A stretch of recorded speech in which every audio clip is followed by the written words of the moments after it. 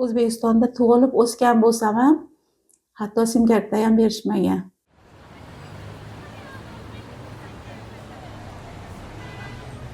Men Qirg'izistonlikman, endi Qirg'izistonga qarindosh urug'larim oldiga borib kelishda qiyinchiliklar bo'ldi, to'g'risi. O'zimga yashash uchun uy olishimda noqulaylik bo'lgan. Ololmagansiz. Ololmaganman. Fuqarosi bo'ldingiz deb xabar keldi, xush xabar keldi. Juda xursand bo'ldim.